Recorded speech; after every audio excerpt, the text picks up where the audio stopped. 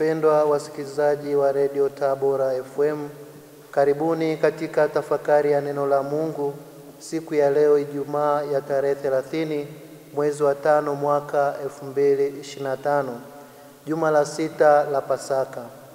Masomo yetu ya leo ni kama ifuatavyo. Somo la kwanza linatoka kitabu cha Matendo ya Mitume sura ya 18 aya ya 9 hadi aya ya 18. Somo la Injili linatoka mwinjili Yohane sura ya 16 aya ya 20 hadi aya ya 23. Karibuni sasa tusikilize somo la Injili. Somo la Injili takatifu ilivyoandikwa na Yohane sura ya 16 aya ya 20 hadi aya ya 23.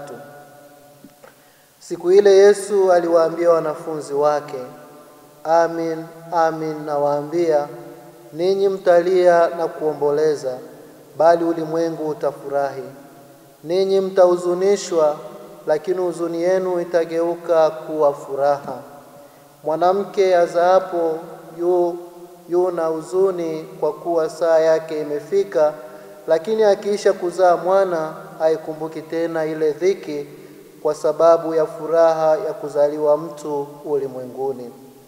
Basi ninyi hivi sasa mna huzuni, lakini mimi nitawaona tena, na mioyo yenu itafurahi, na furaha yenu hakuna awaondoleaye. Tena siku ile hamtaniuliza neno lolote.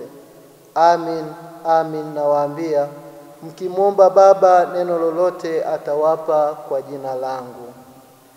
Neno la Bwana. Sifa kwako e Kristo. Karibuni wapendwa wasikilizaji kwa tafakari. Wapendwa wasikilizaji, Yesu anawatayarisha wanafunzi wake kwa tukio kubwa katika safari ya ukombozi wa mwanadamu, yaani mateso, kifo chake msalabani, ufufuko na kupaa kwake mbinguni. Anawatahadharisha kwamba watapitia maumivu na huzuni, huku ulimwengu, hasa wale waliompinga, ukifurahi kuondoka kwake. Hili linathibitisha tofauti ya mitazamo kati ya wafuasi wa Kristo na dunia isiyomwamini. Hata hivyo, Yesu anatoa tumaini jipya ya kwamba huzuni yao haitakuwa ya kudumu, bali itabadilishwa kuwa furaha, akionyesha ufufuko wake kama chanzo cha ushindi na tumaini jipya.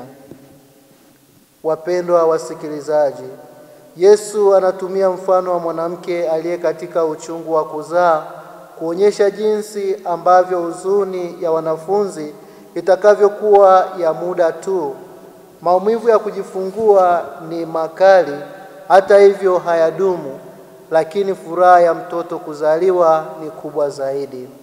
Vivyo hivyo wanafunzi watavunjika moyo kwa muda mfupi, lakini furaha ya ushindi wa Kristo mfufuka itafuta uchungu wote. Wapendwa wasikilizaji, katika somo hili la Injili tunajifunza mambo yafuatayo. Kilio na huzuni huzaa furaha. Yesu anatupa tumaini jipya ya kuwa kilio, huzuni na maombolezo tunayopitia katika maisha yetu ya kila siku ni ya muda mfupi, kwani baadaye tutapata furaha ya kweli. Yesu anatumia mfano wa mwanamke anayezaa kwa uchungu ili kueleza jinsi huzuni yetu itakavyobadilika kuwa furaha. Katika maisha yetu, mateso na machozi yanaweza kuwa mwanzo wa furaha kubwa ya kiroho katika kuurithi ufalme wa mbinguni. Kama mtoto azaliwavyo kwa uchungu, lakini analetea dunia furaha, vivyo hivyo kwa mateso, kifo na ufufuko wa Yesu tumepata ushindi na tumaini jipya. Kwa hiyo ndugu zangu, tusiogope mateso wala changamoto za maisha. Tunaalikwa kuona mateso kama hatua ya kuzaa kitu kipya katika maisha yetu. Wapendwa wasikilizaji, Furaha inayotoka kwa Mungu ni ya kudumu milele. Ahadi kuu ya Yesu ni kwamba furaha itakayotujia baada ya mateso na huzuni itakuwa ya kudumu milele, wala hakuna mtu atakayeiondoa furaha hiyo. Hii ni furaha inayotokana na uhusiano wa kweli na Kristo mfufuka. Si furaha ya mambo ya nje, bali ni furaha ya milele katika ulimwengu, katika ufalme wa mbinguni.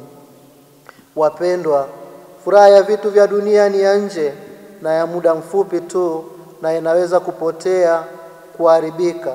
Kwa mfano, mali, pesa, madaraka na starehe zinaweza kuisha, lakini furaha inayotoka kwa Mungu ni ya milele na hakuna mtu awezaye kuiondoa.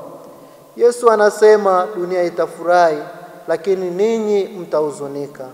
Tunaalikwa tusiogopeshwe na mafanikio ya muda mfupi ya dunia hii, bali tushikamane na ukweli wa Kristo ambao huzaa furaha ya kweli na ya kudumu. Yesu anasisitiza kuwa furaha yetu ndani yake haiwezi kuchukuliwa na mtu yeyote. Ni furaha ya watu waliounganishwa na Kristo mfufuka. Wapendwa wasikilizaji, Yesu anaahidi kuonana nasi tena. Yesu anasema, nitawaona tena na mioyo yenu itafurahi. Hii ni ahadi ya uwepo wa daima wa Yesu katika maisha yetu ya kila siku. Hapa Yesu anadokeza kwamba baada ya kufufuka atapaa mbinguni, lakini kupaa kwake mbinguni haimaanishi atatuacha peke yetu. Kwanza anatuahidi Roho Mtakatifu, lakini pia anatuahidi kubaki nasi katika sakramenti zake, katika neno lake, katika sala na katika mahusiano mazuri na ndugu zetu. Wapendwa wasikilizaji, haishii hapo tu. Yesu anatupa matumaini kwamba baada ya maisha yetu hapa duniani tutakutana naye katika furaha ya milele mbinguni. Tunaalikwa kuendelea kumshuhudia Kristo mfufuka katika maisha yetu, ili mwisho wa maisha ya hapa duniani tupate kustahilishwa kufurahi pamoja naye mbinguni. Kwa kumalizia, wapendwa wasikilizaji, tutambue kwamba katika maisha yetu ya Ukristo tutapitia changamoto nyingi, lakini Yesu anaendelea kutuambia tusiogope. Tumaini hili tunaliona katika somo la kwanza la kitabu cha Matendo ya Mitume, sura ya 18 aya ya 9 hadi aya ya 18, pale mtume Paulo anapopewa ujasiri wa kumtangaza Kristo. Nasi pia tunapewa ujasiri huo, hata kama tutapitia changamoto kubwa kiasi gani. Tumtazame Kristo mfufuka, maana ameahidi kuwa pamoja nasi daima. Tumuombe Mungu atujalie neema ya kutambua na kupokea mateso, huzuni na mahangaiko mengine katika maisha kama sehemu ya maisha ya Mkristo, ambayo ni njia ya kutusaidia tuweze kufika katika furaha ya milele mbinguni.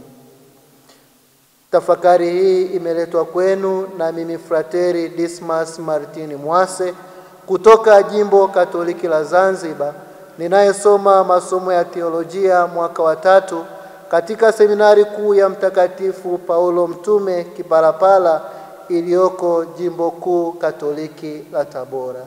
Tumsifu Yesu Kristo.